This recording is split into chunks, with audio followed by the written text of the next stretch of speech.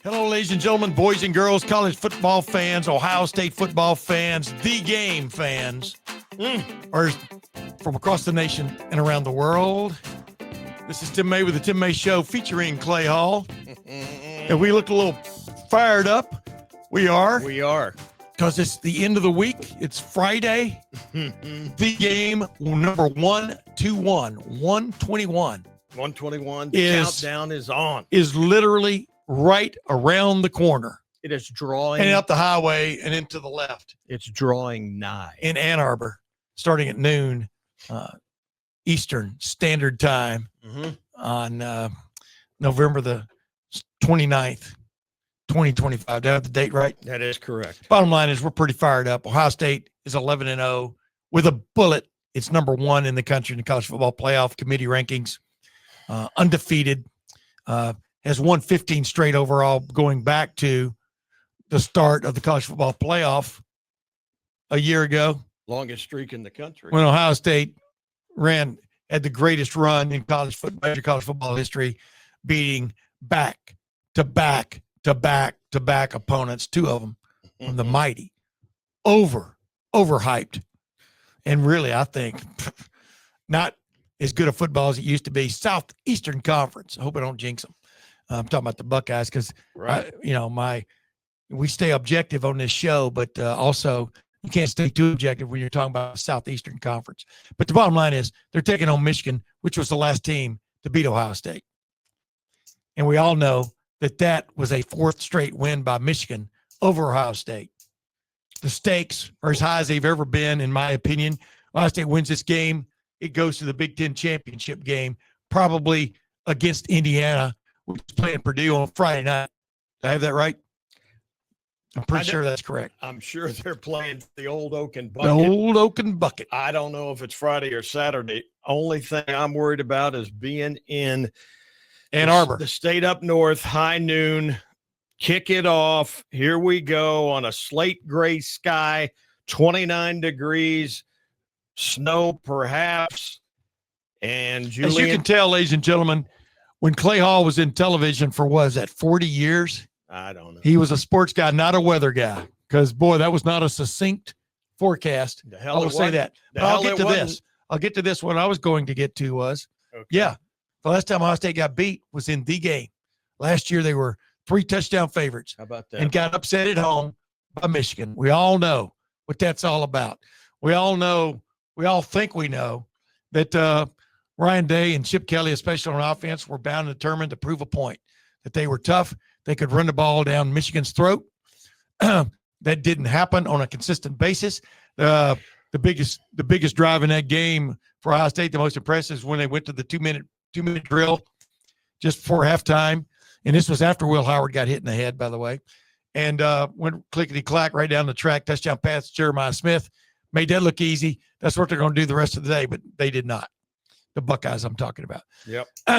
So right out of the bat, I mean, we're gonna have Angelique Chengelis from the Detroit News, longtime beat writer on Michigan football and sports. We're gonna have her on. Seems like she's been covering this game almost as long as I have. And then, although I wouldn't say that to her face, you'll hear I cover myself at the beginning of the interview. And then we also have Bill Bender, one of our great friends. Basically could basically double as my nephew. Bill Bender of the Sporting News.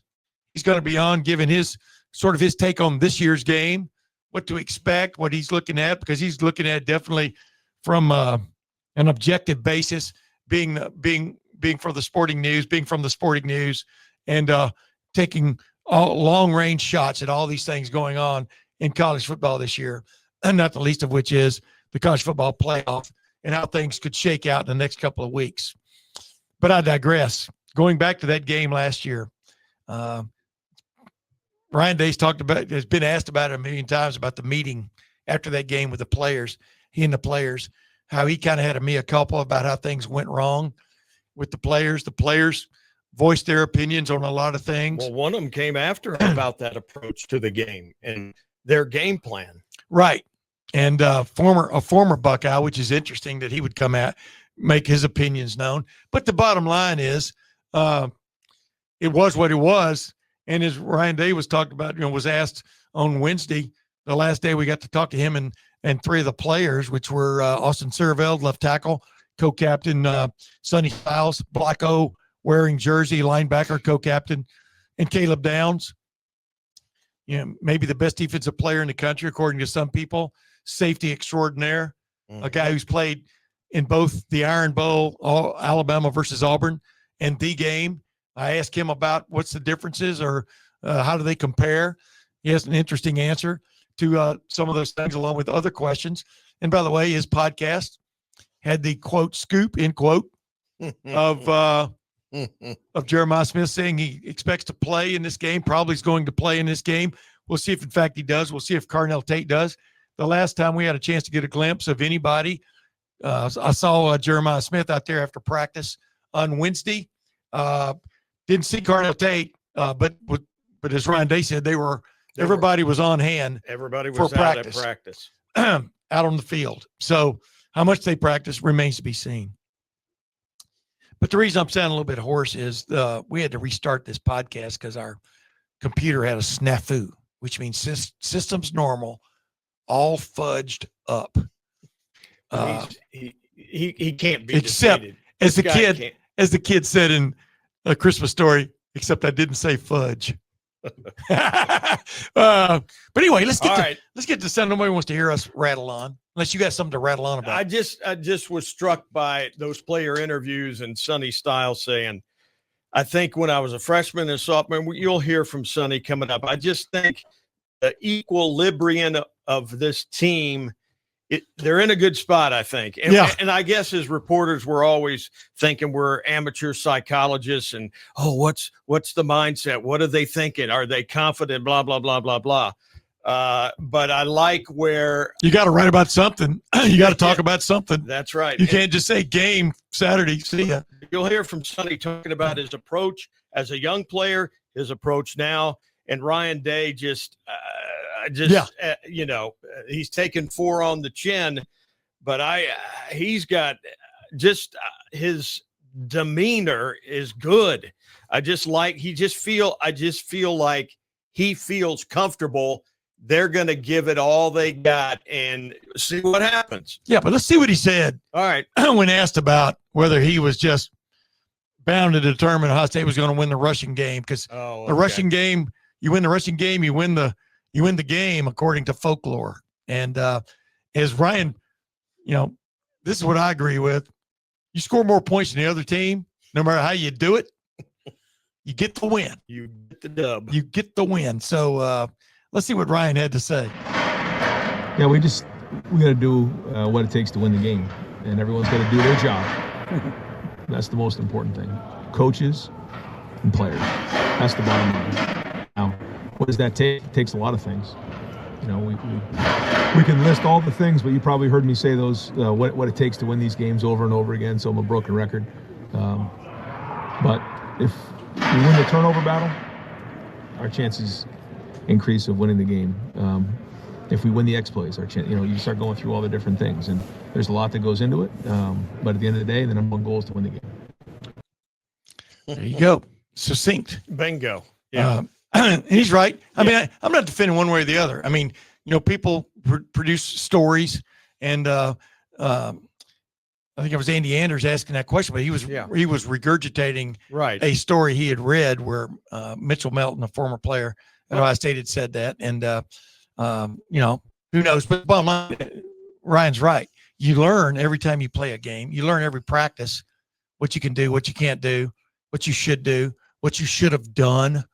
And believe me, he was hammered over the head about that. I mean, I was one of them. I mean, Mason Graham led Michigan in tackles. Yeah. With 7. He was averaging 2. I mean, they tried to run the ball through Michigan's heart or through their stomach. They did. They did. But anyway, let's move on. Let's keep this moving. Otherwise, it'll take all day. Because boy, my interview with Angelique and Chengelis and also Bill Bender. Go ahead. Yeah. No, I just felt like he was. Are we really okay? We got to go back to that again. Yeah. But anyway, proceed, sir. Yeah. Let's move on to basically how practice, just all kinds of things about this game. We'll We'll find a hot spot here in a second, but let's get into a couple of other things. As you know, Clay, you're going up there. I'm going up there. The weather forecast has been all over the map, so to speak. I think of Sid Lasher from Channel 13 in Houston. He'd be, he did it with a magic marker back then. You didn't have all these Cairo pages and stuff, and he'd be drawing all over, But suddenly he'd end up with a picture of a rabbit or something, Woody Asaph in Jackson, Mississippi, man, that guy was incredible. Yeah, Woody. They were personalities before. Yes. Yeah. Yes. It was great. But anyway, Ryan was asked. I mean, the forecast has kind of been all over the place, but it's kind of settled into. It's going to be cold, chance of snow, might be breezy, might be more than breezy.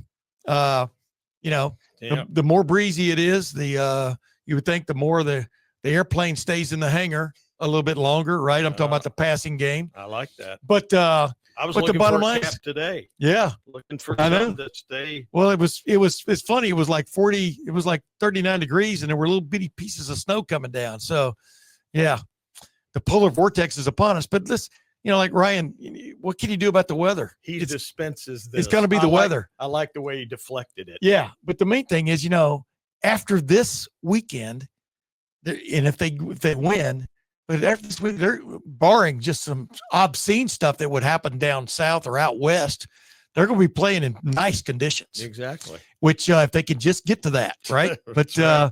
Let's get to what Ryan had to say about the weather forecast, because it does matter. Of course. Dude, this is a team that likes to play with balance, not run the ball down your throat and occasionally throw a football. Well, and I've been up there when the blizzard came. Yeah. And they lost. Yes. Here we go. We were out there today, and it's the good thing is we had that weather the last couple of weeks, and so it doesn't affect us at all. It's the same for both teams, and that's what you expect this time of year in Big Ten football. I expected a little bit more weather here in November, but no, this is a group of guys that has played this type of weather before, and that's just a distraction. The focus has to be on doing our job. Tennessee. Does anybody remember the Tennessee game? Woo. I guarantee you Tennessee does. But bottom line is, whatever Mother Nature dials up, you go out there and deal with it. But I'm telling you, I was walking outside, the day we were recording this, I was walking outside and I'm just going, I hate the wind. The wind just ruins. It makes everything colder. It makes everything, when it raining, makes everything wetter because it's coming in sideways at you. I wear glasses. Yep. I can't stand it when it sprinkles or rains when I'm playing golf, because you can't help but get. So yeah, the main thing is the wind. You can deal with almost anything, but the wind makes it unfair 1 quarter at a time. And the snow's better than the rain. Yes. So yes, it is long. Right. Well, I don't know. I don't know if that's accurate, because on artificial turf, you still have pretty good. You usually still have pretty good grip in the rain and light rain, but in the snow, it makes it slick for everybody. But I was speaking to vision, like you were talking about. Yeah. I think. Yeah, I don't know. Because most of these guys wear visors. Bingo. Exactly. So I'm with you. All right. I'm with you. All right. Yeah, Wednesday was the last chance to ask Ryan.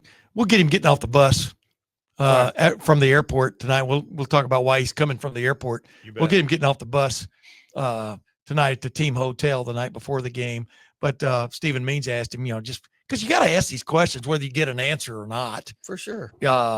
Yep. And luckily, you hope the other guy takes the bullet on that, so you don't have to ask that question. That's why I always play it. Yeah. But who was at practice, and were Jeremiah Smith and Cardinal Tate in practice? Go ahead. What were you going to say? No, I was just going to say we represent Buckeye Nation. These fans, we get to ask the questions that the fans want to know the answers to. Bingo. Even though we know we're probably not going to get the answer, you still have to ask it, or shame on you. But let's get to what Ryan had to say in response to that, because we're not going to know till Saturday about 10:50, 11 o'clock, if they're out there warming up and looking good, right, whether we're going to see Jeremiah Smith and Carnell Tate, the best receiving tandem in the country. Hands down. Don't let anybody bamboozle you, tell you that doesn't matter, no matter how good Ohio State is, any team is, you lose a couple of pieces like that, man. Just a flesh wound. Remember Monty Python? Just a flesh wound. No. No. No, but we did have a good day. Everybody was out there, and so we'll see how the next 48 hours go. Interesting. We did have a good day. Everybody was out there. Everybody was out there. And everybody's ears perked up. And you go, okay, that's almost saying it. Everybody. These guys are going to set a there. receiving record on Saturday. I think we jumped in a 32-mile-an-hour breeze. Let me tell you something. Just a little now. If they can make the whistle, so to speak, or whatever you call, for Ohio State, it's the come hither bell. If they can answer the bell, there are things to be had in the Michigan secondary, throwing the football. Max Clare tight end. We'll get to some of those things. Bryson Rogers and whoever starts at that other wide receiver spot. It was Dave Adolph last week, where the Miles Graham's gotten his act together enough to start. He didn't even go into the game till the second half, right? And not even at the start of the second half. We were all talking about him like he was the next coming of these two guys that we're talking about. So, these guys have learned along the way what it takes to play on Saturday. It's a lot different from, being outstanding in practice or in spring. Quincy Porter was not on the field, was not available last week either. He's one of my favorites, as I've told you many times. And anybody else who listens to me, I really like Quincy Porter, but he wasn't available last week either. Nobody paid that any mind. But the bottom line is, Ryan's going to continue to hold these cards close to his vest. You bet. And we'll see what happens from there. Think about this trip, by the way, to Michigan. They're flying up and flying back. In the past, they haven't done that a lot. They have done that in the past a few times, but kind of came to an agreement in the Big Ten many years ago that if I think a game was within what, half-hour drive or something like that, 240 miles, you would bus, right, or at least bus one way, and they just to bust a lot, save money or something. And of course, now they're awash in money. They have people offering them money. The Big Ten teams do. But the point is, you'll hear me ask Ryan Day about it. And, you're supposed to ask one question in these lightning rounds. But like I said, you'll hear what I say. Yeah. Ryan and I go way back, man. I've never hidden the fact I really like this guy for all kinds of reasons. Because in a lot of respects, he's a regular dude, man. But he's an intense competitor. Regular dude, will tell you to your face what he thinks about you sometimes, things like that. But I was just asking about, because that is a little bit of a change from Michigan games on the road past of recent nature. And we both know the reason you would fly is, it's only a 2.5 hour bus ride with that highway patrol escort. They get at least to the border. Right. They probably put up what do you call it? Barricades up there north of the border. No, I'm just joking. They've actually been pretty hospitable up there for the most part. Once you get out of Toledo. Yeah, once you go north of Toledo on 23, and you're picking, hey, what's that old line? You're picking up the scent. Right. But I won't tell the rest of that joke. But yeah, they do it because, by flying, you actually save an hour of sitting on a bus. Now, maybe more. An hour and a half on a bus. Yeah, but I'm just talking about they still have to go from the facility to the airport. True. They fly out of Port Columbus or John Glenn International. Now, they used to fly for a long time out of Rickenbacker, their charter. But they fly out of Port Columbus. So they go, but they very orderly, quickly do they load the plane. And, the equipment goes up separately in a bus, Mr. Blair and that group. But they quickly load the plane. And, I don't know if you ever made that trip. We used to have our own airplanes at the Columbus Dispatch. And, even they were turboprops, but we'd be there in like 35, 40 minutes. Bingo. Because it's only nautical miles. It's probably 165 nautical miles, maybe less than that, or fewer than that from Port Columbus to Ypsilanti's Willow Run Airport, where we flew into. Now, I don't know if they're flying into Willow Run or to Detroit Metro, but that's just right on down 94 there? Yeah. About another 6 or 8 miles. But the bottom line is, you'll hear me ask him about that before as I said, ask my real question. I'm not gonna play my real question because it's basically asking him if they have more confidence now putting Lincoln Keynotes in a game. Because obviously he played a lot last week, but there was that one drive where they got down there and he ran once, got kind of hit as he leaped into the air and landed on his butt and came out. And Julian Saint had to go back in the game. But when it looked like Julian was done, Julian went in, came out, went back in again. And so I guess we'll leave that answer out about that. But just his answer to why they're flying up is pretty interesting because as you'll hear me say it at the end. You'll hear me say it at the end there. But let's get to what Ryan had to say about that after our give and take at the beginning. Ryan, no, real quick before I ask my real question, you're flying up and back. Is that just this one doesn't count? This is not your real question. It's a fake question. Yeah, I'll give you a fake answer. Steal an hour a little bit. I mean, what's that about? Flying up and back. Yeah. Well, I just think keep a routine. Yeah. I mean, if we keep saying that this week has to be like the other weeks in terms of our preparation, we know on the field it means a lot different. But then we have to keep the routine. And so all these little things that kind of add up over the week, and then you look at the week, you say, well, between Thanksgiving, between driving on the bus, between the band on Sunday, and then you start adding these things, and it's like, wait a minute, that wasn't a normal week. Yeah. It's just so, and I know that the past 4 years hasn't worked. So you got to look at these things and try to figure out how to make them better and what you got to do to make sure that you're getting the job done. So this is just one little thing that we wanted to get done to make sure it's as routine as possible. Wow. These last four, keep it the same. The last 4 years haven't worked. I mean, he owns it. He knows what's up. He knows what's coming Saturday. Yep. Hey, yes. Speaking of that, Austin Saraville on the cold weather, offensive lineman. Love that, right? They thrive. Yeah, they do. Yeah. He's out there, we're all sitting there having our jackets on and everything in the indoor facility because they had all the barn doors up, as I like to call it. They're in shorts. No, he's not in shorts. He's in like a muscle shirt. It's pretty funny, but let's get to what he had to say just about the cold weather. Austin Saraville is an offensive lineman. He's a captain, as we talked about earlier. Soft-spoken kind of guy. Not a guy of a lot of words with us, but I think he's clearly, he's a kind of a cool dude, is the best way of putting it. And boys, he really risen over the last 6 months. He's a doer, man. Yeah. But he is a doer. But you'll hear me ask him about, the weather and whether the hog mollies, as John Cooper used to call them, what they think of it. I seem to think that this one might be an offensive lineman's dream kind of weather on Saturday. Cold, a little bit of wind maybe. Who knows if it's going to snow or not before the game or during the game. But what's your take on this being an offensive lineman's kind of weather? Yeah, I love it.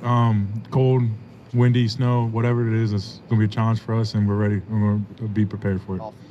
Yeah, he's ready for it. Is his quarterback ready for it? I think he's ready. 6'1", 190. Yeah. Get ready. No, dude, you got 203. No, 211. I mean, he put on a lot of weight in the interim. So, yeah. Well, who knows? He may have lost weight because he's a quarterback, and But the point is, what does he think of Julian saying now as a leader of this team, et cetera? I don't think there's any doubt what he thinks about him. Like this is his team, as people like to talk about, as a leader. How would you assess that? Yeah, I mean, he's been growing up each week, getting better, and yeah, I'll comfortably say like this is his offense and he's running the show. And what does he do that makes you feel that way? Anything in particular when he interacts with people? Just playing quarterback. Okay. He huddles it all. We all do huddle. Does he ever go beyond just calling the play? Does he ever upbraid anybody or praise somebody? I mean, is there any extraneous kind of conversation like that? Yeah, there's some moments. If we're struggling a little bit, if we have like a negative play, like he'd get us going. Yeah. But that's just all us five up front that we get each other going as well with him. Yeah. It's pretty cool. I mean, Julian Sayin is a quarterback, man. His demeanor is of a cool customer quarterback. We'll see if that holds on Saturday. But I think it will. I don't know why it wouldn't. I mean, it's going to be loud up there. It's going to be cold. He's from Carlsbad, California. Doesn't see a lot of that. That's Carlsbad just north of San Diego, or a little bit north of San Diego, north of La Jolla. They're known for their just surfing. It's almost Hawaii weather without having to go all the way to Hawaii for it. He's a surfer. I don't think he'll be taking his board up. Yeah. but he will take the rest of his talents. Yeah, absolutely. Yeah, let's keep it rolling here a little bit. I mean, let's get some sound from Sonny Styles, just about, his coach. What's been the message, from Ryan Day all along this season? And like he said, Ryan Day has been big on routine this year, like with the flying back and forth to 180-mile road game. And you know what? If you can do it, why not flown it, right? But the bottom line is, let's get to what Sonny Styles, captain, Blocko Award winner, just some of his random thoughts about the game coming up on Saturday and how this team is prepared for it. I think the biggest message from Coach Day is just, sticking to our routine, sticking to our mindset that we come into every game with and what we do and who we are. And, you respect the rivalry, respect that it's the game, and you know how big it is. But, you can't go into the game, thinking about the stakes or what's on the line. And you go into the game, you do what you do. Trust your fundamentals, trust your training, and see what happens. It seems like Tuesday and Wednesday are your biggest work days. Is the preparation physically over now, or the? Yeah, you still do some physical work tomorrow. It's not as physical. We put on our shells and stuff, so it's not as physical. But you're still flying around, still mentally locked in. But so it's kind of like that. Sonny, what makes Jordan Marshall hard to bring down? I think he's a physical runner. I think a lot of times you get those guys that are a little shorter. He's pretty muscular, low center of gravity, stuff like that. But I think all their backs are pretty good. They all do a good job. Speaking of Jordan Marshall, you had a little development as this week ensued. Yeah, during one of his interviews, this is from X, from the Buckeye Nut. They claim he took some shots here. You decide. He says, quote, "I truly didn't want to be around people that were about themselves." He's a Cincinnati Moeller graduate. He goes on to say, that's why Coach Alford, Tony Alford, who left to join Michigan after being at Ohio State for several years, that's why Coach Alford came here too. He wanted to be around better people, Tim. Wow. Just better people. Yeah. Yeah. Who knows why people leave in the middle of a spring football practice. And that's what Tony Alford did. I like Tony Alford a lot. I like Carlos Lachlan a lot, the guy who replaced Tony Alford. I never got to meet Jordan Marshall. I think James People is one of the great people I've ever met. People's choice. No, I like Tony. Bo too. Jackson. No, my point is life moves on. The That's carousel keeps turning. The brand of individuals we've dealt with the last several years on this Ohio State football team, in my opinion, as a group, is about as par excellence as I've ever dealt with at Ohio State as a complete group. Guys who will tell you what they're thinking for the most part. They're confident in their abilities. That's why most of them showed up at Ohio State. They want to be something bigger than themselves, grander, but are they confident in their abilities? Yeah. Do they want to play? Absolutely. And so, that can hit some people the wrong way. So it is what it is at this point. Very interesting take, though. But let's move back to a little bit more sound. Yeah, let's get to some more from Sonny Styles, but mainly he was being asked about Bryce Underwood, celebrated young freshman quarterback from Michigan. Yeah, he's had a off and on pretty good year, tough year, right on down the line. Whether it all come to fruition on Saturday remains to be seen, right? But the $10-12 million man, he's got a lot of living up to do, but there is no doubt about it, as Sonny Styles says, the guy's talented. And he flashes. Yeah. He flashes. Reminds him a little of Nico Iamaleava when they played him for Tennessee last year. Obviously, they didn't get to play against him against UCLA because he had a concussion or was in protocol, which means you have a concussion. But let's get to what Sonny Styles had to say about him, and he kind of morph into what I was asking about the game plan. Of course, he's not going to give any secrets away, but still pretty interesting. I think he's kind of similar like Nico in a way. So we didn't get to play him, but played him last year. Like you got to see, like he's tall, maybe not as tall as Nico. Kind of similar speed. He's got great arm talent. So you got to just be aware of him at all times. Got to keep him in the pocket. Got to be aware of third downs. Seeing him QB run, scrambling, stuff like that. So it's got to be 11-1 on the defensive side of the ball. As this season has gone along, you've been presented with like maybe the game plan or the approach. Where would from Matt Patricia, where would this one rank? Top of the heap? How would you describe it? You understand what I mean? Is there some I good think stuff in there? I guess. Yeah, I mean, I think every game plan Coach Patricia comes up with is elite. There's always everyone understands the game plan. It's clear. We know what the message is, what we need to stop, what are the musts. I think he's always kind of planning ahead and stuff like that. So I don't know if I'd rank it anywhere, but the game plan, I think every week's the best game plan. So yeah, that's very well put. Good politically correct statement. But this is going to have some special stuff in it because this game means a lot to Matt Patricia too. I mean, last time people got to know him, and well, you'll hear Angelique talk about it. But the last time people got to know him, and when he was the head coach at Detroit Lions, he didn't leave town with a lot of friends. And Clay, we only know guys once you get to know them, right? You understand what I mean? Meaning you hear about guys, then Matt Patricia shows up. I texted Ryan Day when he announced that Matt Patricia was his next defensive coordinator. Great, excellent hire. Because I know what he was all about with the Patriots. It wasn't just a Bill Belichick puppet or whatever you want to call it.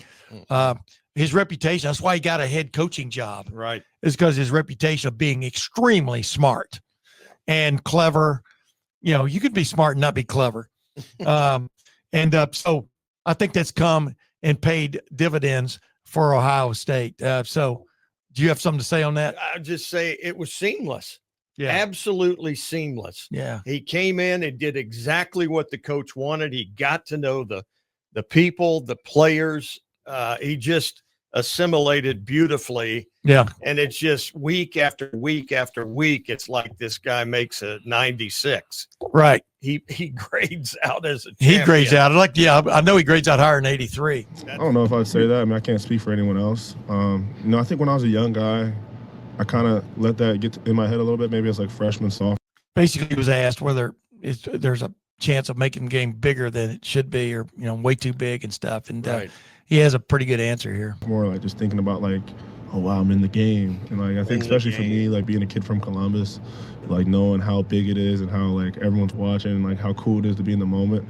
But I think at the end of the day, you got to go out there. It's a game, and you got to do what you do. Like I said, trust your training.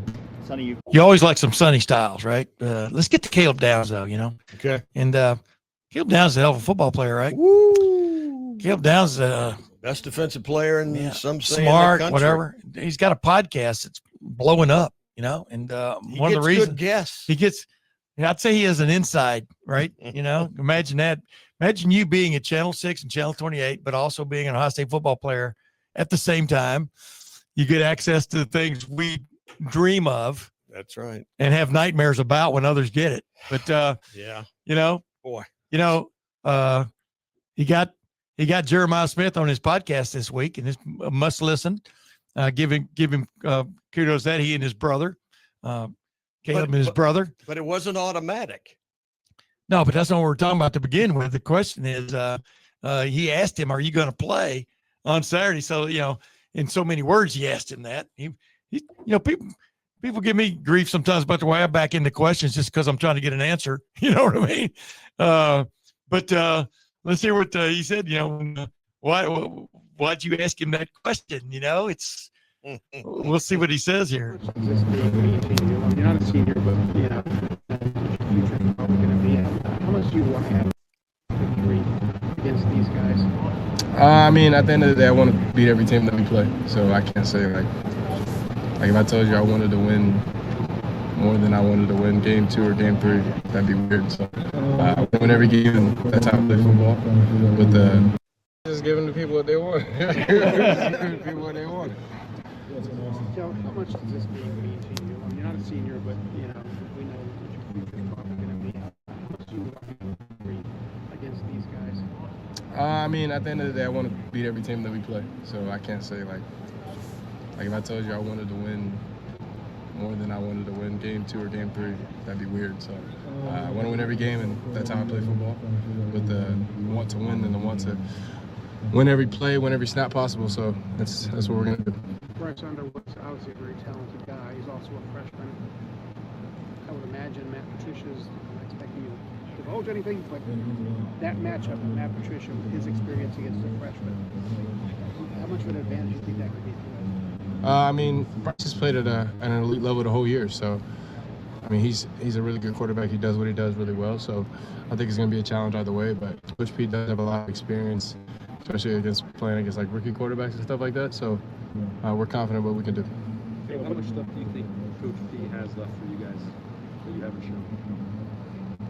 I'm not asking for specifics, just that you have any idea of like how much more you could potentially do? I mean, I'm assuming in his 10, 20, 30-year career, he has some stuff in the bag. I mean, some tricks in the bag left. So That football Bible suggests that he probably. yeah, I mean, he's got a lot of binders and stuff that he could pull out for this. So we'll see. Yeah, I asked Sonny, how would you rate this plan compared to like plans previous this year, this season and stuff in terms of like cool stuff in it? Does it have a lot of cool stuff in it, this game plan?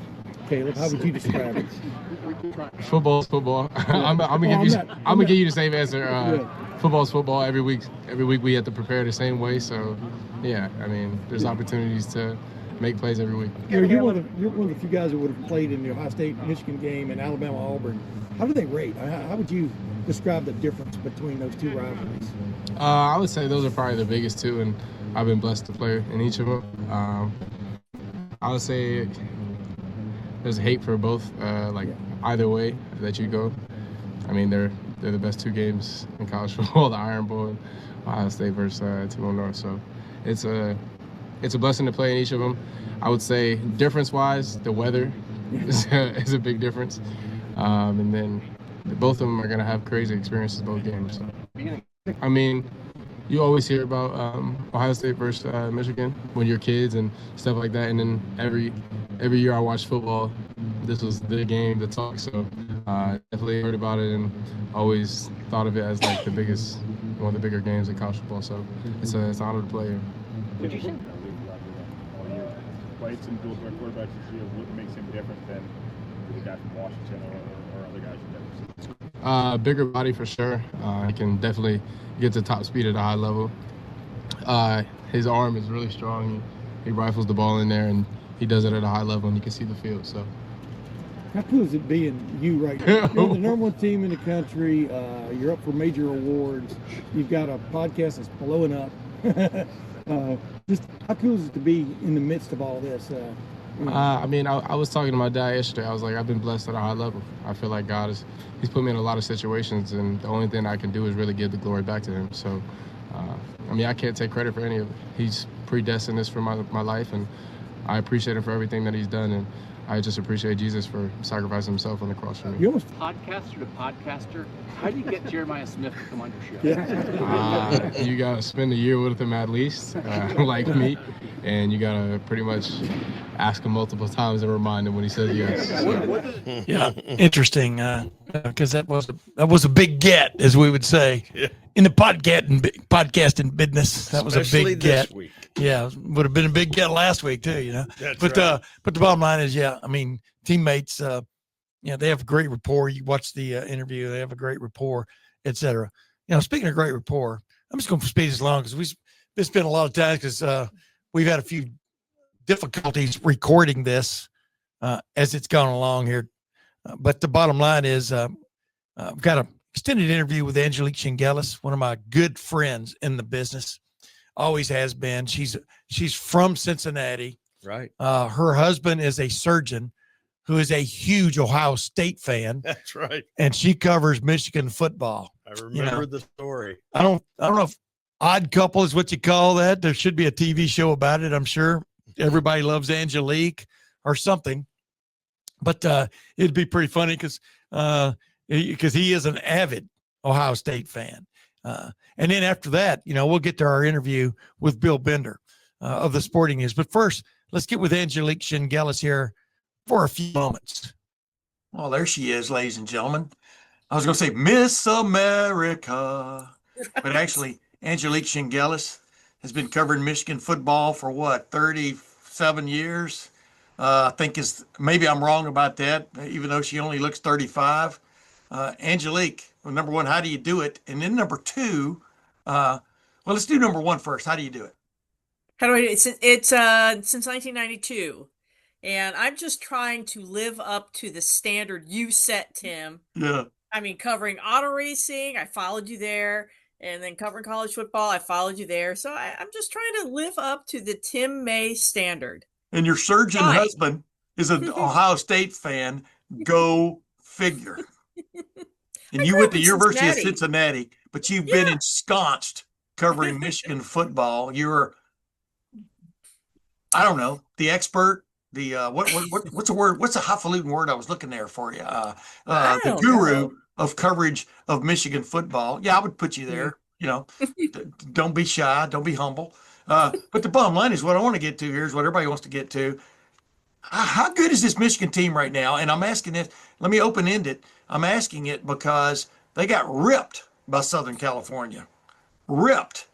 And since then, they've ripped off a long line of wins and have looked much better, even though they lost Justice Haynes in the process. Maybe he was going to be the best back in the Big Ten. He might still be the best back in the Big Ten, but he ain't playing. So, you know, that's like saying, I could think of a lot of analogies there I won't get to. But my point is, so how good is this team right now, which is still, you know, has found ways to continue to win games?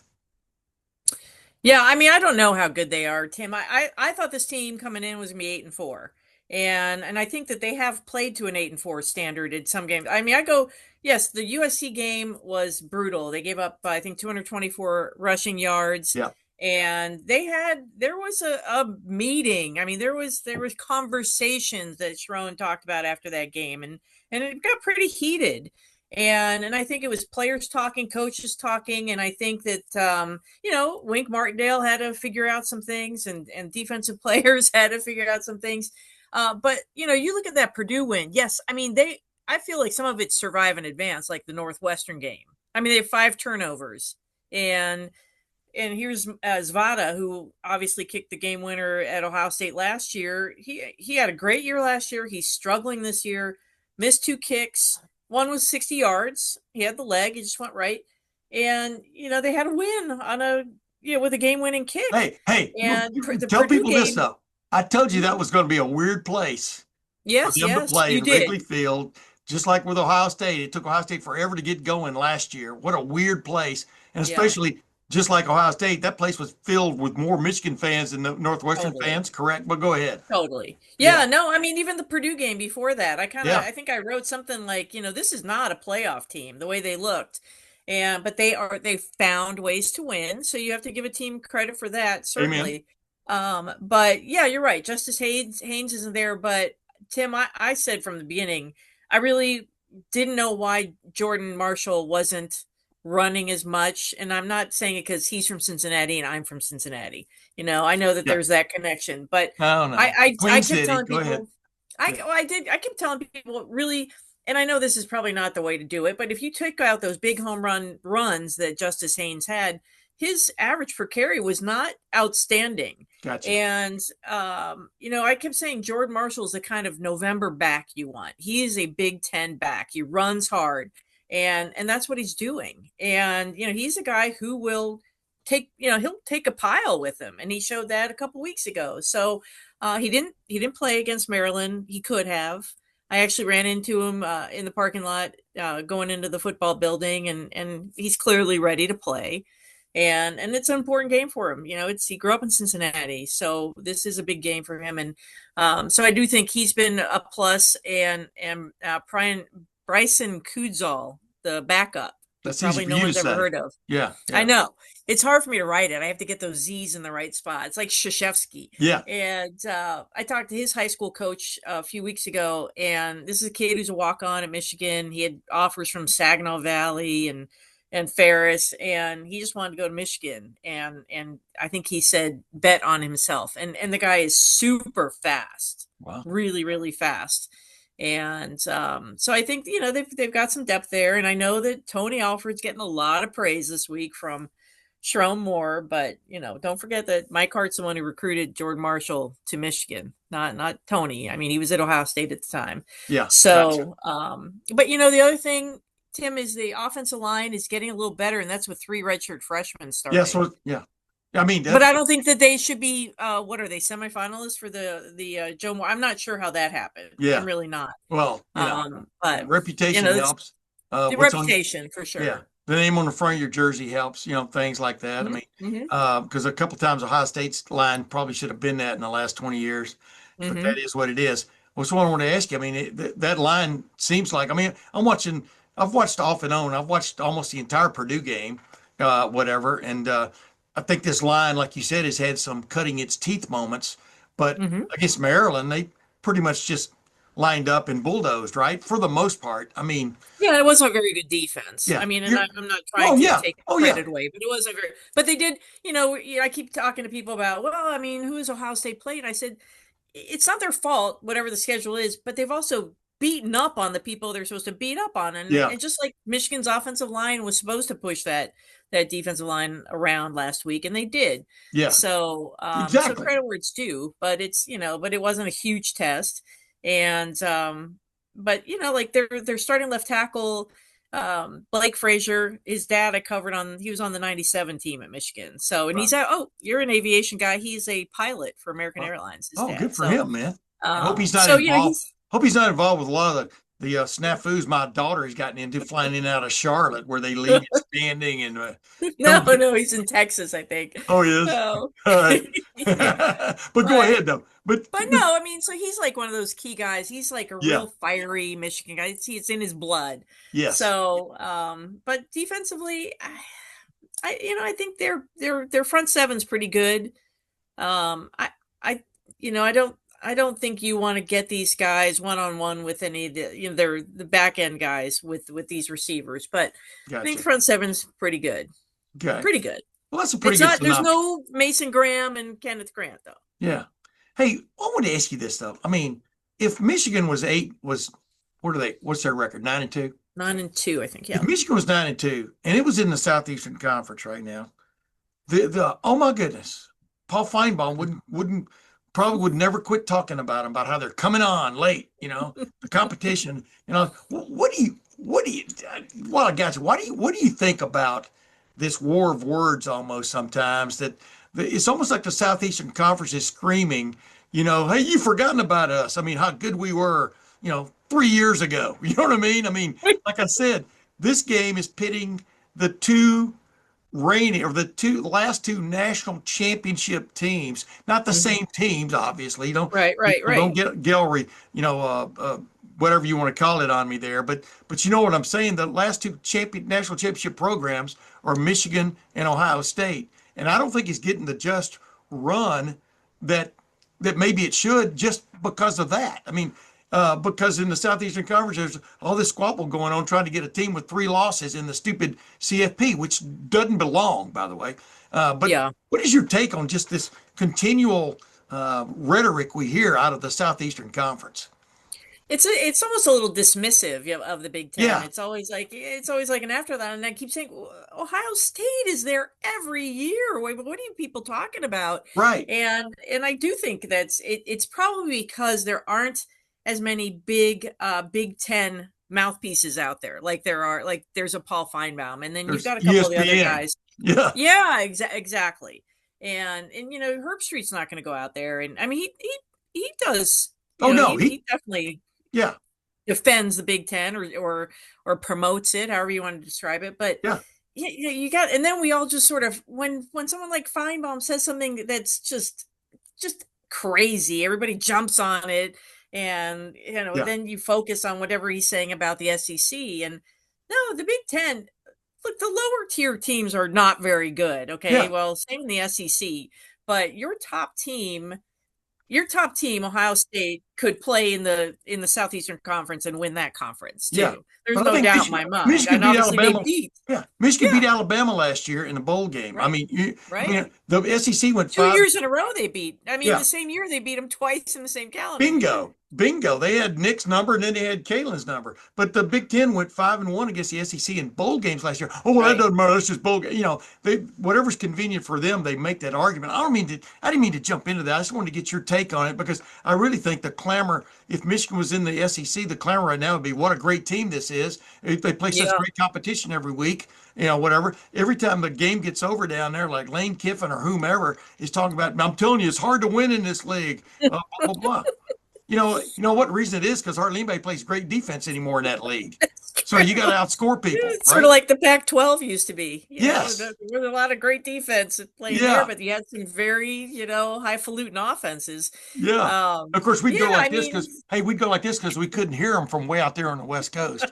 But I get it. There are some bad Big Ten teams. Yeah. And one of them's up the road here. I mean, they're winless. I don't know how bad they are. They've had some of them have bad luck. Right. But now that you've got an influx with Cignetti in Indiana, I think that's definitely raising the profile a little bit. But yeah, it is mind-boggling, Tim, when you think about the last 2 years, the national champions, and you see the number one team in the country right now. It's a Big Ten team. And Yes. I mean, just the respect needs to be there. And what's the SEC slogan? I forget what it is. It's something about how great they are. Yeah, I know. And It's something about how great they are. You know that. Yeah. It's different or something like that. So, Yeah, you're right, man. I grew up in Alabama and Texas. It's different down there for damn sure. it is. I lived in Knoxville for a few years. It's a Oh, there different, you but did. it's because they don't have all those NFL teams down there, Right. too. There's nothing else. Right. And Right. Isn't it funny we can't remember their famous slogan? You know? no, Where's it's Ohio? bad. The Big Ten with so many Nike teams, and it's just do it. Just do it. Yeah. Look at Walk that. softly, carry a big stick. But you're right. The top two teams in the country right now, going into this weekend, are Ohio State and Indiana, 1 and 2, Right.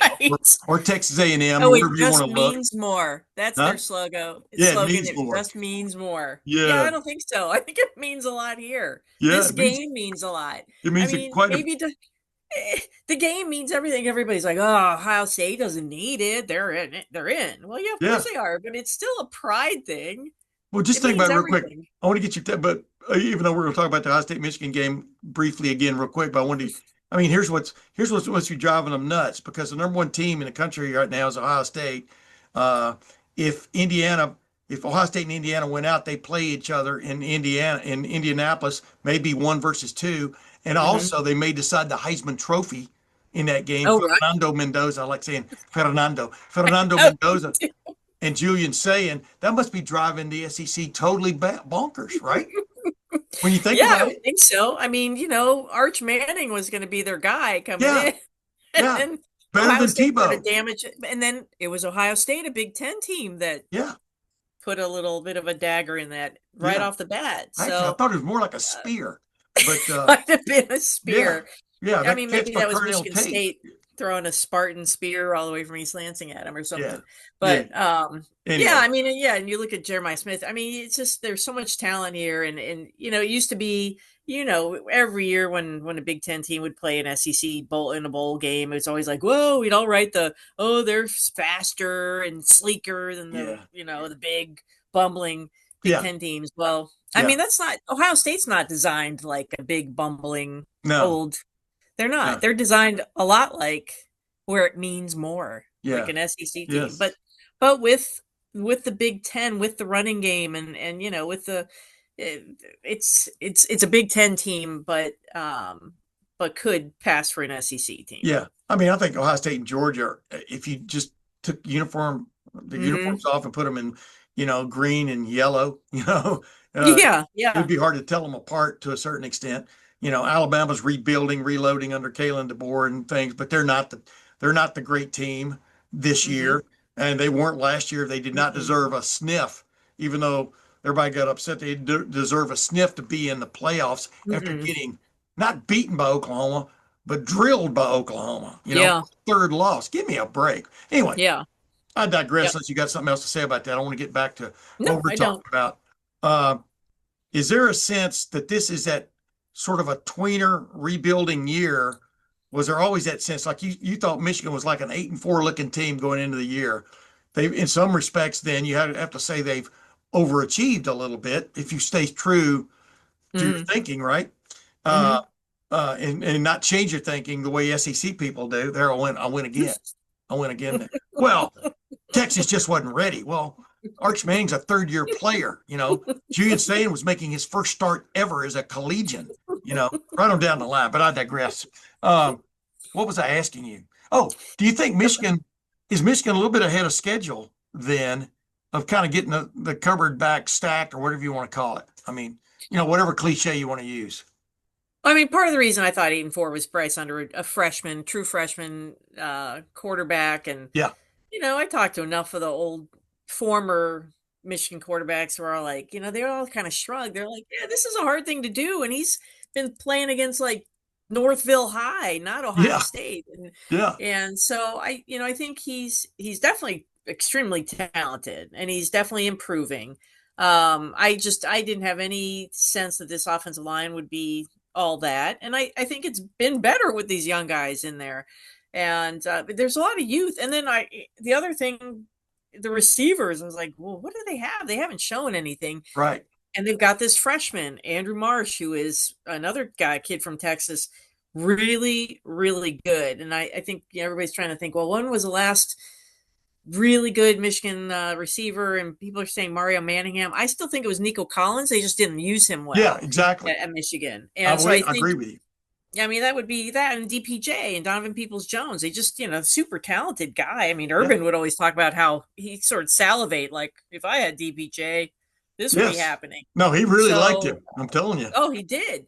And but Urban also doesn't like finishing second to anybody. You know what I mean? Yeah, right.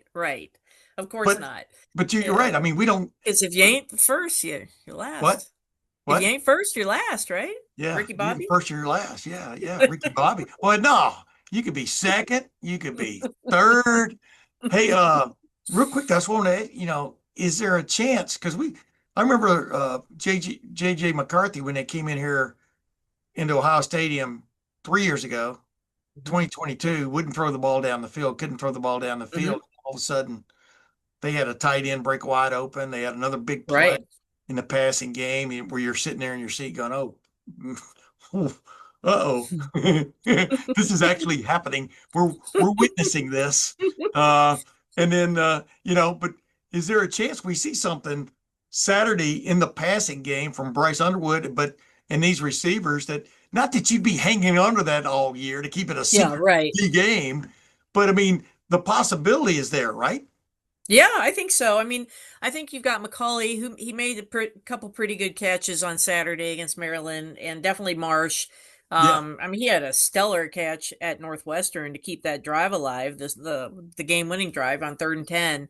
And they haven't utilized their tight ends like they have before, and it's because there've been some injuries, but they have been working them in a little bit more. And again, this was a first year to Michigan offensive coordinator, Chip Lindsey. So, he was getting acclimated to what Sherrone wants and the talent they have.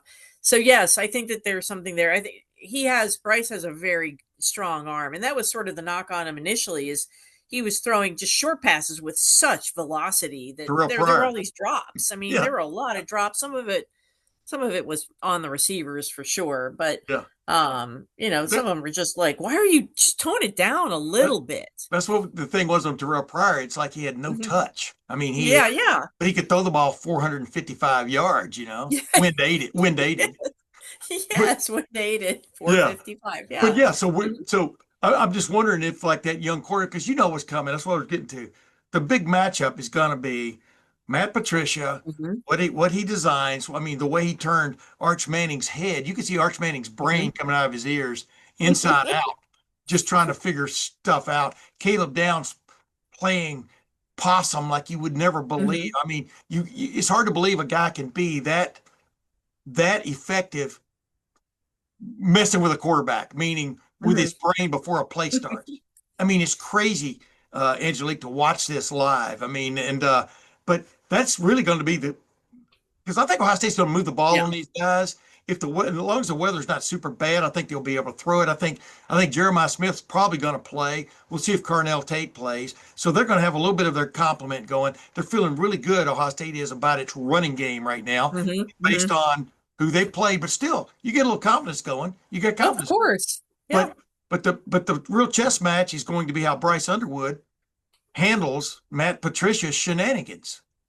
Agree. That's why I asked Sherrone about Matt Patricia, about this defense and how it's different from before. And I don't think that matters. I think it just matters that you've got a freshman quarterback facing that defense and a guy who's seen plenty and has applied it to Ohio State's defense, which is pretty much number one in every category. Yeah. I mean, like 3 and 1. I forget what I was looking at the numbers. They're up there. But yeah, I mean, they've been talking about how Bryce has been he stayed in the building Sunday night till 10:45 or something watching film, and I'm sure he's staying up late and blah blah blah. But I don't know. I think that's definitely critical matchup, and is he going to be able to recognize things? And I don't know. I mean, I think he's a really smart kid, but again, he's a freshman. I think he definitely plays better at home. But so I would think, gosh, going into Columbus in this situation, the first time, I think, wow, no way. But I think he'll have a little, he'll be comfortable, but I can't imagine Matt Patricia is going to make him comfortable. So it's going to be interesting. I mean, the weather, the early forecast saying maybe an inch of snow or something. So it might look like 2021, but I don't know. I mean, I just think that he's young. This is his first Michigan Ohio State game. Same for Sayin, but but I think this is a much more potent defense than they've seen. Okay. Anywhere. Last couple things. You can keep it as short as you want. I just want to ask you, the little bit you've gotten to watch of Julian Sayin, just what's your impression of him from just a poise standpoint, the way he's played the game? I mean, his dad sent me videos of him playing for whatever level that was when he was 11 years old. He looks almost like the same guy. I mean, just a bigger version. And by the way, he's not a peewee. He's like 6'1", 6'1.5". He's not all this stuff that started about him being shortish. That must be 5'7" guys saying that to feel better about themselves. But he looks like a guy that was literally born to play the position. But his accuracy is uncanny. He's been hurt the last couple of weeks because he didn't have one of his primary receivers, Carnell Tate, and then he didn't have both of them last week. But the point is, it was more the young receivers stepping up, Bryson Rogers and Mylan Graham, and then a couple other guys, Dave. Tight end. God, what's the guy's name? His grandpa was a big time. Anyway, but the bottom line was, I don't know why I'm drawing a blank here. I'm going to cut this part out. But the point is, he was on point, but those guys weren't necessarily on point running the right routes. He did have Brandon Ennis out there, and of course they connect on a touchdown, but it takes two to tango, and sure. That's what's interesting. Without veteran receivers, you got to almost wait till a guy knows he's open and throw it to him, as opposed to throwing on time and stuff. So he's looked a little bit worse for wear the last couple of weeks because of that, but he's still averaging 79, percentage completion rate, which is nuts. I know. I was looking at his numbers yesterday. I was like, wow, this is incredible. And I think it was even higher before this last two games. It was 80.9 at one point. Yeah. So, I mean, it's not, he certainly didn't stop being the quarterback he was 2 weeks before, and he'll get those weapons back. At least one of them, like you said.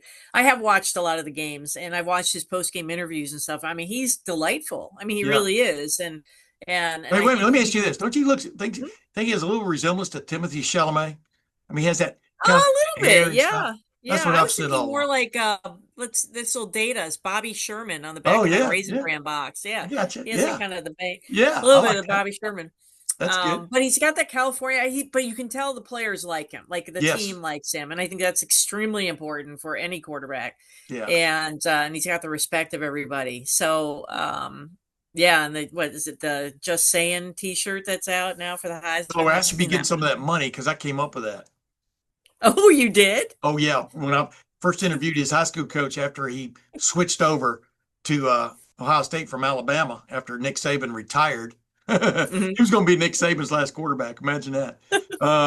I called his coach. Now I'm just being a little facetious about it to get money. I said, "Yeah, Coach, Coach McNeil, Thad McNeil, great guy to talk to, Carson, California." I said, one of the questions I asked, "Hey, tell me this: you can see the Pacific Ocean from your football stadium, right?" He goes, "Oh yeah." But I said, I've already got a nickname for him for June. He goes, "What is that?" I goes, "Just Saying." He goes like this. "Yeah, we ever heard that before."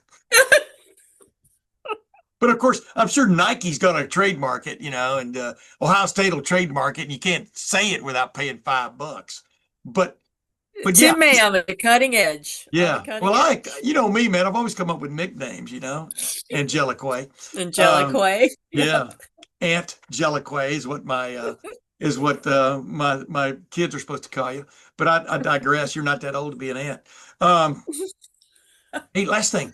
Last year we thought we knew what was going to happen in that game. At least I did. Ohio State was almost a 3-touchdown favorite, whatever it was. Whatever it ended up being, it was prohibitive considering the sanctity and tradition of the game. And Michigan won. Yeah.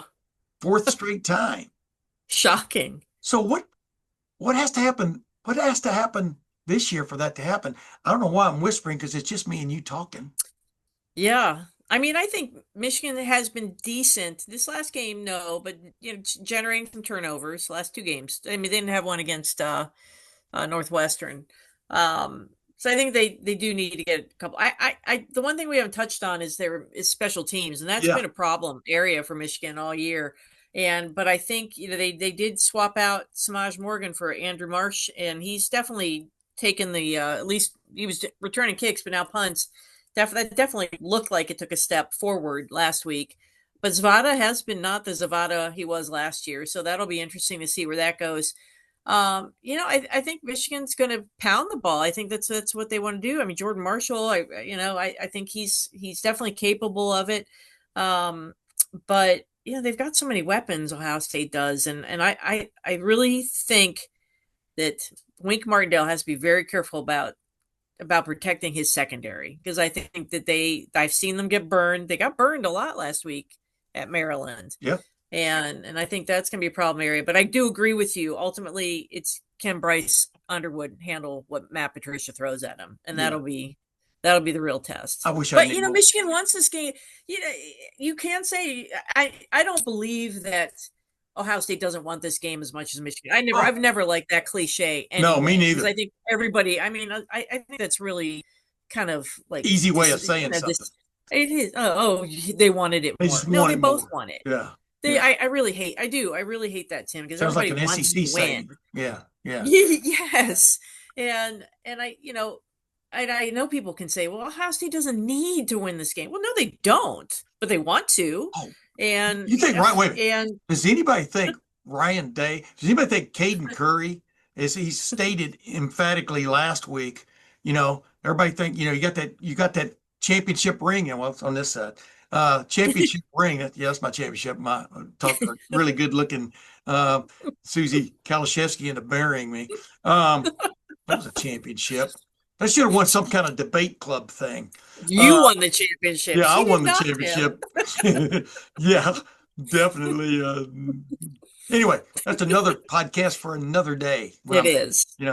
When after this one, I'll be single. By the way, we're about to have our 43rd anniversary. That's kind of crazy. Oh, wow. Congratulations. That's how long I was married before I knew you, but yes, before I first met you, but still not very long before that. But I digress. What was I even going to say? Oh, about not wanting, the Ohio State wants, they want to win this. Oh, absolutely. I mean, 4 in a row. I mean, it's, and the thing about it is, whatever we've seen how these teams have played before. I remember, was it 3 years ago when Illinois took Michigan to the wire? That was not a great Illinois team. It was a good one. And then Illinois steps up and kicks Ohio State's butt. You understand what I'm saying? I mean, so we don't really know what's going to happen as we sit here today talking about this thing. And I think that's what makes a great rivalry, unless you're the team that's lost 4 in a row, right? Yeah. No, it is what makes a great rivalry. And there is so much more on the line for Michigan in the sense of what they want to do in the postseason, and maybe somehow get into the Big Ten title game, maybe get into the playoff. Yeah. I mean, still slim, not slim odds, but it's not like they're not in. Ohio State's in. But let me say this real quick. I'm gonna interrupt you. If Michigan has on its resume beating the number 1 team in the country on the last day of the regular season, how does that team not play in the playoff? It helped that USC lost. That really helped. Yeah, oh yeah, absolutely. But because that's they what had I'm saying. Head-to-head. That argument's now gone for USC. Yeah. That's what I'm saying. And this, Right. and the SEC wants so much to have 5 teams in, can't see straight, but that probably a lot of that hinges on the Big Ten only getting 3 in. Yeah. You know what I mean? So Right. I think there's a lot more at stake here from a Mm-hmm. braggadocio standpoint and everything else. What's that SEC saying again? Oh, it just means more, Tim. It just means more. Yeah, yeah. It means more if we can eke an average mediocre 2 or 3 loss team in there. It means more. But going back to what you're saying, yeah, I don't think people, like we were talking about the pride factor, tradition, the fact Ohio State has lost 4 in this game, 4 in a row. Ryan Day wants to win more than anything else. But the bottom line is there's stuff at stake. Yeah, right. And There that's what is. makes for a damn good game, right? Exactly. And yeah, I mean that's why we keep covering this, Tim, for this Yeah. game. I know that's true. Yeah. And because you've seen so many amazing things. And I mean, I talked to Tim Biakaptuka the other day. Remember that 30 years ago? Hey, And by the no way, one- ask if you ever get a chance, Mhm. walk up to Luke Fickle or Mike Vrabel and ask them if they remember Tim Biakapatuka. Now they won't hit you because you're. Well, I already talked to Rod Payne, who was the center of that game, and he's just like he couldn't talk about how much he handled Luke Fickle in that game. But that game, that was 30 years ago. People listening to the podcast may not even remember, weren't even born. Well, that's But too that was bad. a great Ohio State team. That was a team that was going to go probably win the national championship. Eddie George, And Eddie George, the Heisman Trophy winner. Orlando and Pace, Biakapatuka. left tackle. Yeah, Orlando Pace.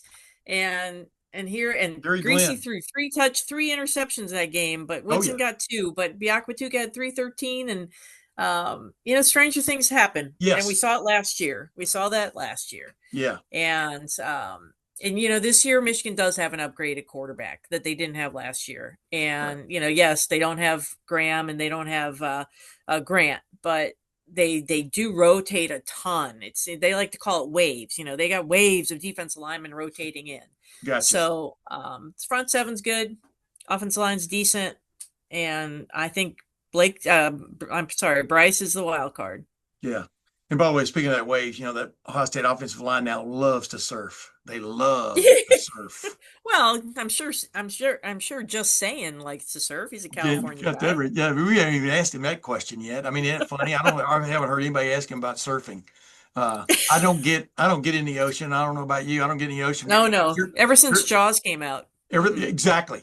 I'm sitting on the front row, Lufkin Theater, the Lufkin Twin Theater, and me and a buddy of mine, Ken Herman, we went to the game. We put out the paper. It was afternoon paper. We put out the paper, and we went to the matinee because he was a news reporter. He ended up winning a Pulitzer Prize there at the Lufkin News. It was pretty cool. Wow. And the only 2 seats open were in the very front row. And so I'm sitting there, and I had these 2 little kids sitting next to me, and Kim was here and whatever. And when the shark first came out of the water, I went, whoa! I'm sitting here looking at it like this, and these 2 little kids sitting next to me started laughing. Well, hey, I had the same effect, and I should show you my little. I went when Michigan played USC. I was in LA, and I went to the Motion Pictures Museum, and it was the 50th anniversary exhibition of Jaws. Oh wow! So I relived all my horrors watching, looking at all the stuff from that movie. But no, I haven't been in there since then. So we're both not surfers. We've established that now. There's stuff, as I like to say, there's stuff in there that not only will kill you, but then will eat you. You know what I mean? And that's Yes. And they like sushi when it comes to human beings. They like for it to still be squiggling. But anyway. Oh my God, Tim May podcast off the rails. No, this did go off the rails, but you led me there as usual. Angelique Chengelis of the Detroit News of news.com. Is that what it's called? Yeah. DetroitNews.com. DetroitNews.com, longtime reporter, even though she doesn't look at. Thank you once again for joining the Tim May Show again. Thank you. I would have been disappointed if you had not called. So yeah, you're good. You're lucky you did. I know. Because maybe I'll make some baklava and maybe I'll bring you some in the press box. Ladies and gentlemen, there's a deep story behind that one, but it was mainly every time she showed up at a Ohio State Michigan game, or I showed up at a Ohio State Michigan game up there was always a nice little box of baklava for yours truly. But that tradition, like a lot of traditions in major college football now, has gone by the wayside. We'll see if it's rekindled. after the Greek It just women's means group, more. It just means more to me. after the Greek women's group gets together this week. We'll see what comes out of that. But Angelique, thank you very much. Thank you, Tim. Hey, Angelique, like I said, been one of my best friends for a long time. Always sending her photos of my grandsons. And she always is thinking how cute they are, et cetera. Just think what she's put up with covering Michigan football, though. Yeah.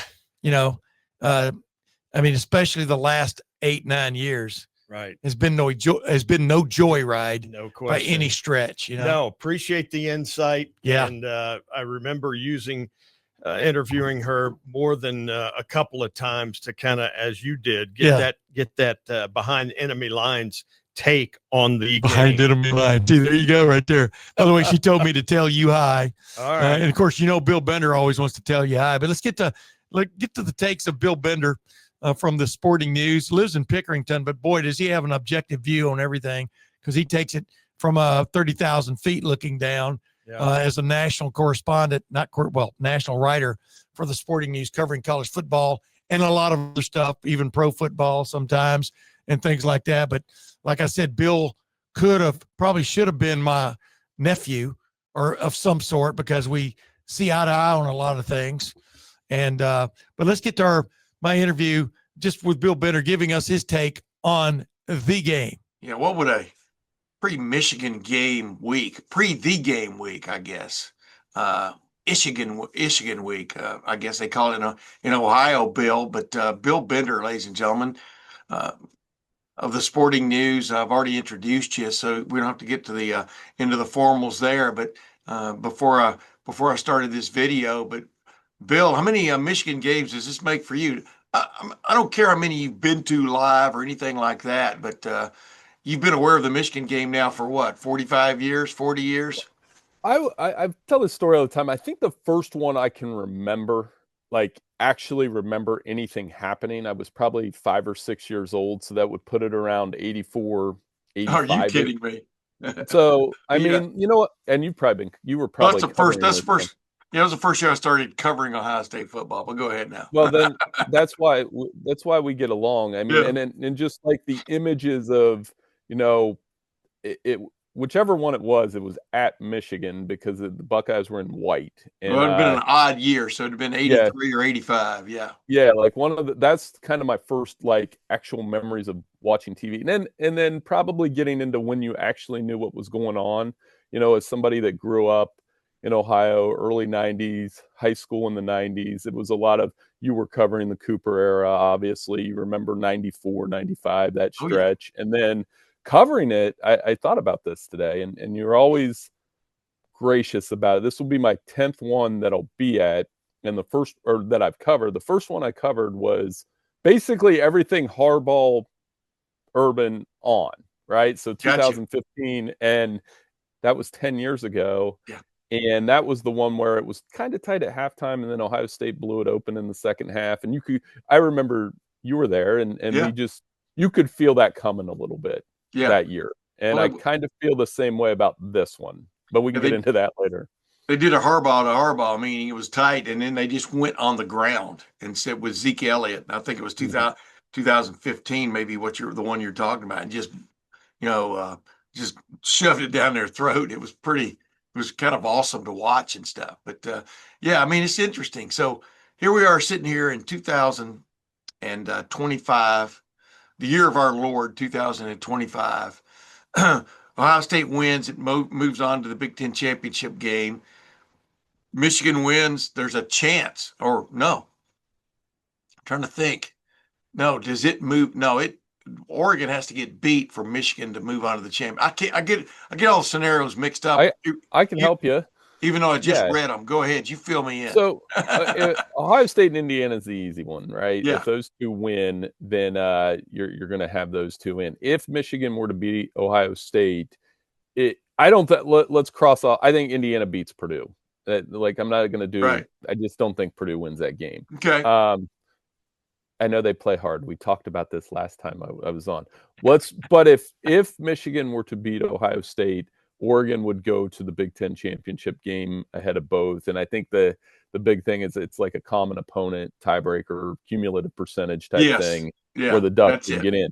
Now, there is a weird scenario where if Michigan were to win, Oregon and Indiana were to lose, so let's say Purdue has a great game and Washington beats Oregon, I do believe Michigan and Ohio State would go right back to Indy and run it back. So, but I am still of the opinion of, when you do all those equations and tiebreakers, I say this the last 2 years in my experience, most likely the most likely scenario has happened in the Big Ten. I guess last year, it was really simple. It was Ohio State wins, they're in. Ohio State doesn't, they're not. Right. And I wouldn't count on getting in if they were to lose this game. So, and obviously Ryan Day would and Sharon Moore probably know that already. Now, Michigan to get in the playoff, I don't think a win does it alone. They would still need help. I think they need Tennessee to beat Vanderbilt. I think they need, it would help if Oklahoma lost to LSU, those kind of things, because they're still 15 in the rankings. That's a long way from 10 where the last large team is. Right. But they would have the most impressive win in the country for the season, because they would have beaten the committee would have to be quite impressed with them beating their odds on number one, the one there's no debate about. So let me ask you this, like you brought it up before we started recording here. Well, what's the game all about anymore? There's stuff on the line, right?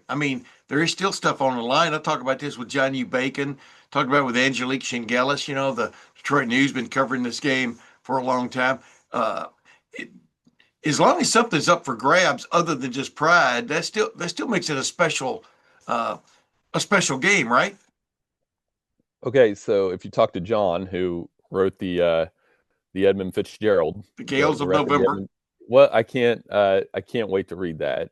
John's a good friend of mine too. When I have some time that I'm not doing all this stuff. So that was 50 years ago, and 50 years ago, Ohio State, Michigan, one of their best games ever. Yes.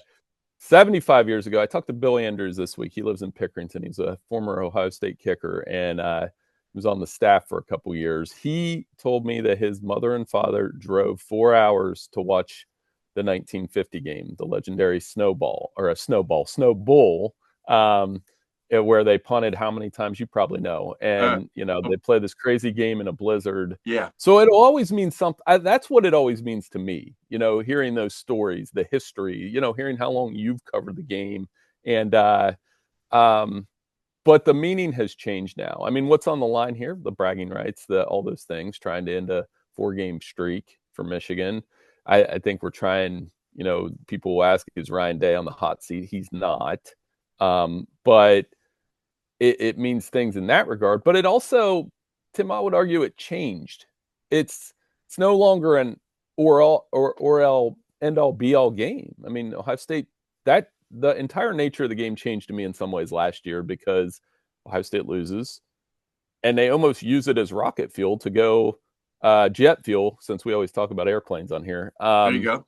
To a national championship run. They've won 15 games straight. So what I'll ask you that back. You've covered this game forever. And do you agree with that the stakes have changed at least a little bit?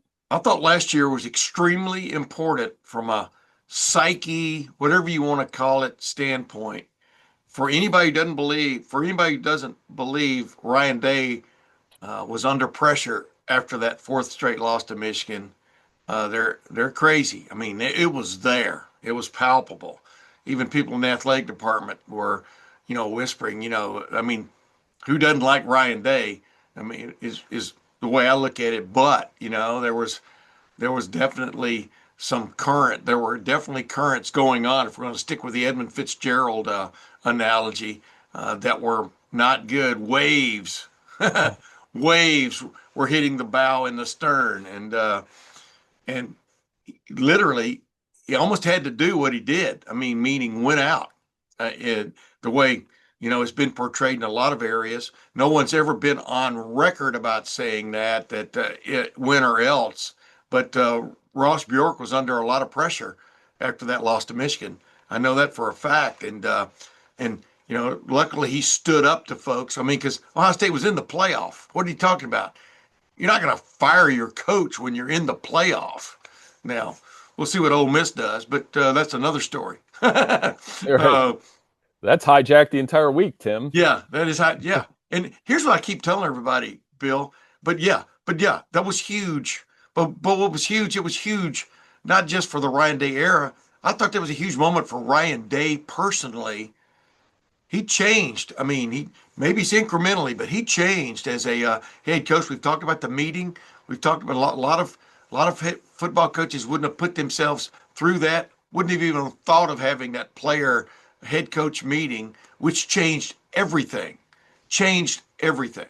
And I believe he grew dramatically as a head coach because of that. I know he grew in my eyes, that he basically, as I keep saying, did a little bit of a mea culpa with his team.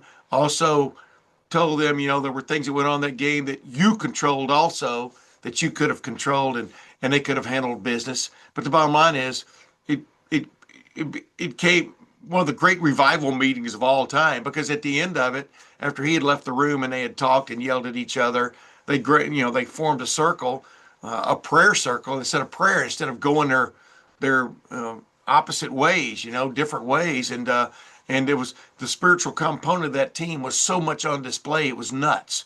And they went on the greatest run in Ohio State football history. 4 straight wins over those opponents, including 2 SEC opponents. But so I think a lot of things changed because of that. But for anybody to think that Ryan wasn't under some pressure there with maybe his job in the balance, no, his job might have been in the balance, but luckily it's a moot point. And Yeah. I don't know if you agree. You've been around him a little bit. What do you think is different about him? I mean, it's hard to put your finger on, really. Well, there's a couple things about being around Ryan Day that I can say just, and almost from afar. It's not like I'm talking to him every day or anything like that. Right. I think, one, I relate to him in one way, having a teenage son, obviously, that he has one, that there's also that pressure. You hear his wife talk about, imagine being in Central Ohio where your husband is the coach of the most important thing in the state, and then your son is a quarterback for a high school football program that's very good. The sales has been good since I was a kid too. I think there's a lot of pressure just being here for them. I think he's a wonderful human being. The work they do with mental health it doesn't go unnoticed, but it probably is underappreciated. And then as a football coach, just having that job, like when you're talking about a coach that has a winning percentage that's better than Newt Rockne, like that guy, the guy on the poster, and what he's been able to do with just, I think a lot of his success is taken for granted in Columbus. There's no doubt. And at the same time, you sign up for this Michigan game where last year was probably the worst of the 4 losses, because of being a 3-touchdown favorite and the way that they lost. You mentioned the questions that came out of that game afterward. It was the most tense I've ever, when I've been in that stadium. The mood was just tension for 4 hours, and it got to them. And I don't think that will be the case Saturday, because not only they've gone on a 15-game run. I don't know. I heard you asking questions in the press conference Tuesday, and I listened to Sharon. Here's the difference, Tim. Both guys were loose.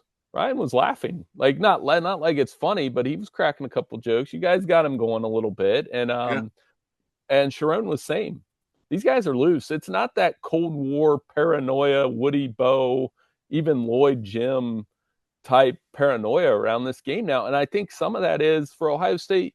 You can lose the game, and yes, it would be horrible if they lost again, but you're still going to the playoff. Yeah. And I think there's more pressure on Michigan this year, honestly, in some ways, because you go to 9-3, you're not making the playoff, and there would be some questions around Sharon Moore. Can he get this team to the playoff? That type deal. They would be 17-7 or 17-8 at that point in 2 years under Sharon. Ryan Day's not. If Ryan Day's 17-8, there's another coach in Columbus. Yeah. But at least Sharon Moore has gotten them to the situation to where they could they could get into the playoff if they win this game, which they've won the last 4 years. You know what I Sharon, mean? you know what? And Sharon's done a nice job, Tim. Sorry to interrupt, but yeah, go ahead. I think it'd be hard to leave out a 2-loss Michigan team if it beats the number 1 team in the country. That's the way I'm looking at it. But I think Ohio State's going to handle business this year, and not just. There's a feeling about this team, especially if just one of the 2 wide receivers plays. I do believe Jeremiah Smith is going to play as we sit here and record this, midweek, that Jeremiah Smith's going to play. We'll see if Carnell Tate plays. But, they just kind of waxed right by Rutgers. Now, I know it's lowly Rutgers, which gave up 700 yards to Oregon, several weeks ago. But they just waxed right, stockpiled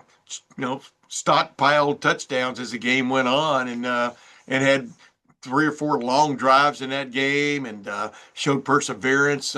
And they displayed the resurgent running game. Now they were running against the worst run defense in the Big Ten. You take everything with a grain of salt, but the way this team has gotten its act together, just from a methodical way of doing business, I think has been impressive. What has been your take on Ohio State up with 11 wins under their belt at this point? No, what it all comes down to me on Saturday is what it's come down to for me all season. And you and I have talked on podcasts about Julian saying the receivers, Jeremiah Smith, amazing offense, efficient.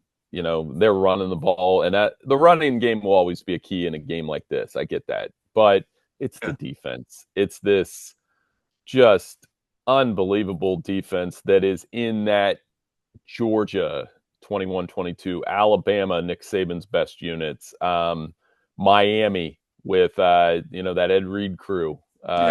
This is that kind of defense, with the All-Americans that they're sure to have. Award winners. Sharon Moore, I think he called Caleb Downs, like one of the smartest players in all of college football, which he is. And that was the other thing I noticed. I listened to 37 minutes of press conferences yesterday between Sharon and Ryan Day. And here's the 2 most impressive things, Tim. They didn't refer to the other school by name, but they did refer to several players by name. And I love that, honestly. That means that Ryan Day has a tremendous respect for Jayshon Barham, just like Sharon Moore, who mentioned Carnell and Jeremiah and everybody else. I do love that aspect of the game. I do too.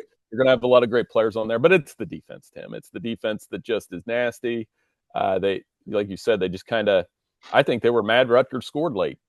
That's how they operate. They were not happy that they gave up one touchdown in a game, and that's kind of been the MO all season. Matt Patricia's been elite. And that's going to be the big test for Bryce Underwood, a freshman. How do you decipher what Matt Patricia is throwing at you from a coverage standpoint, from a stop in the run, from the fronts? How do you read blitzes? It's a very difficult challenge for a freshman quarterback to see all that. And also a really youngish offensive line. I think they've got 3 redshirt freshmen on it. It's been a patchwork. They've had guys, they've had some injuries, et cetera. And so, they don't just mess with the quarterback's mind; they mess with the defense, with the offensive line's mind and stuff. And then, but they've got Andrew Marsh has come on. The freshman wide receiver gives them a little bit of a threat, but can, like you said, can that quarterback Bryce Underwood, can he stand back there? Will they let him stand back there? Will they ask him to stand back there and throw the ball? And can he do it? With the degree to the degree that can bamboozle maybe the best defense in the country. I think I would argue that with you, like you're saying. That is the chess match that everybody's waiting to see. I think Ohio State will score points in this game because this isn't the same Michigan defense from a year ago either, right? So it is what it is. But let's get right down to it, and I'll let you go. I don't know if you want to give me a prediction, but a score or whatever. But how does this game turn? Or no. How does this game go, and where does it turn? Well, the weather could be a factor. One more Edmund Fitzgerald reference. It's going to be windy and snowy, and John's. If John listens to this, he's going to be so happy that we're promoting his book. Gales of November, baby. I can't wait, like I said, to read it. And that turnovers are always a factor. I mentioned the running game, but I got Ohio State 27-13. And when I talked to Bill last night, Bill Andrews, really good friend too, I think he said 27-13. So we're on the same page. it could go that way. And like I said, I see this game playing out a little bit like Oklahoma, Michigan did. That Oklahoma defense really just battered Michigan. They had, with the exception, I think, one big play from Justice Haynes, who won't be playing. Michigan really couldn't get much going. And like you said, they don't have that interior defense that they had last year that nobody wants to talk about, that gave Ohio State so much problems with Graham and Grant. Those guys are in the NFL now. I'm with you. If Jeremiah Smith plays, I think he'll make enough plays in the passing game. And how many times in that presser yesterday, Tim, did you hear Ryan Day just say, just win the game? Yeah. I think that needs to be the mentality. Do what you need to do to win the game. There's no ego involved. Just make the plays, execute, lock in, all those cliches that coaches use, go out and win the game. And I think they do. And I think it won't be quite like 2015 where they really poured it on in the second half. But I don't like the Wolverines. I like the Buckeyes to win the game. Yeah, there you go, ladies and gentlemen. By the way, do you believe in hexes? Do you believe in one program suddenly have the other program's number? I think you'd have to say Ohio State had Michigan's number definitely during the teens, especially during that game. Wait a minute, he missed it by that much. Jim Harbaugh game where Curtis Samuel scored on the next play, but we all remember the J.T. Barrett go for it on fourth down where Ohio State got the spot and then they won the game. All those weren't blowouts under the Urban Meyer regime. They just seemed like it. But do you believe in a team having another team's number? I believe that in this You've covered a lot of football just like me, man. Go ahead. Well, I just believe in this rivalry. I believe the coaching matchup has mattered in the past, and that's proven. Lloyd Carr was a hell of a football coach, but Jim Tressel those Ohio State teams under Tressel would make one or two more plays than Lloyd did. I think Lloyd only beat Jim one time. No, I know he did. He only beat him 2013. 2003. I mean, 2003. Yeah. Chris Perry and Braylon Edwards that popped up on one of my feeds the other day. All of these games have popped up on my feed, by the way. Then you can't help but watch them. Jim Tressel had Michigan went through a downtime. Urban had Jim Harbaugh's number. Just a couple plays. Those games were tight. Great games. That 16 game, I was right over the spot, and I'm like sitting next to Teddy Greenstein, and I'm kind of like leaning over. Yeah. And I was right on top of that. It was amazing. What a game. And I don't know that Sharon, that we've had two games. So like if Ryan Day were to beat Sharon Moore the next 4 years, we wouldn't be able to say that one has the advantage of the other. But there's something to that in this rivalry. Woody and Bo, why it was so mythical was pretty even. Yeah. They would pay each other back, and they had these great teams that were so alike. That's the difference now. These teams aren't alike at all. Michigan's not built like Ohio State, and maybe defensively somewhat, but I don't think they're built the same. And that's why it's a fun matchup to watch. Agreed. Ladies and gentlemen, the incomparable Bill Bender of the Sporting News. And as we're recording this, I just want to say this, Bill, happy Thanksgiving.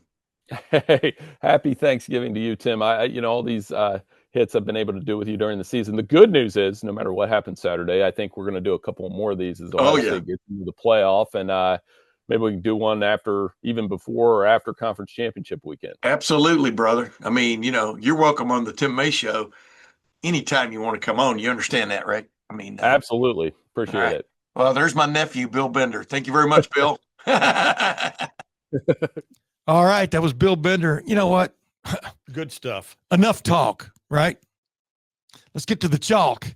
Let's get to the game. The game's coming up on Saturday, high noon. I think the kickoff's actually at 12:18 or something, because even though they have a 2-hour pregame show, they have to have another 18 minutes to tell you what you're going to watch again. Yeah, and then the interminable 3-minute plus sometimes TV timeouts, which extend college football well into the, I like how the networks say this game is going to go from noon to 3:30 when they know that's not going to happen. They know it's not even starting till 12:18 or some, or 12:15. It's a 4-hour escapade. Yeah. And then they I don't know, just the TV windows that they always have on the guide, so this game's going to fit nicely into there. It never does. But anyway, bottom line is the 121st meeting, Ohio State versus Michigan. Ohio State riding in the, what do you call it? The crest is the top of a wave. The what's that part in the, yeah. The what's that called? It's got a name. They're surfing kind of down that low, but they want to get back up to the crest. Ohio State does, coming off a 4-game losing streak to Michigan. They want to get things straightened out. I think they will, by the way. What's your pick on this game? I've got 31-20, Ohio State taking care of business. 31-20. I think they win the game as well. I just like everyone's demeanor around this thing. It's not like, we're going to kick there. It's let's go play a football game. I would say 27-21. Okay, I would have thought you would have thought about it a lot more until just right now when I asked you, but I'm very impressed that you came up with a number. This game reminds me a little bit, like I forgot who said this. I think it was Adam King from 10 TV when we were taping something. Feels a lot like the Penn State game in the sense of Penn State has some good talent, but they were in the throes of a 4-game losing streak at that point when Ohio State played them, right? Meltdown. And but they still got talent. You got to respect the talent. That's what Ryan Day has said many times this week. They've got talented players. They're not on the level of Ohio State this year from a roster standpoint, and maybe a lot of positions across the board. But you know what? You make a mistake and they make a big play. Bango, bango, bongo. You've got an even match going into it. So I'd say just take care of business, not make mistakes, no silly, stupid penalties, no headbutts, no turnovers. Yeah. Can't turn it over. No jumping off sides, no hands to the face, etc. The stupid things. Those are stupid things that get you in trouble in a game of this magnitude. Behind the chains. But you know what? By the time we convene again, which is on Monday, we'll know for sure if Ohio State's playing in the Big Ten championship game. Who it's playing is probably going to play Indiana. This is one of the great upsets in college football history occurs in Indiana, Purdue. And we'll be back on Monday to dice it up for all these people. Brother. What do you say, Clay? It's been a great week. Absolutely. Let's go. Until then, we'll see you then.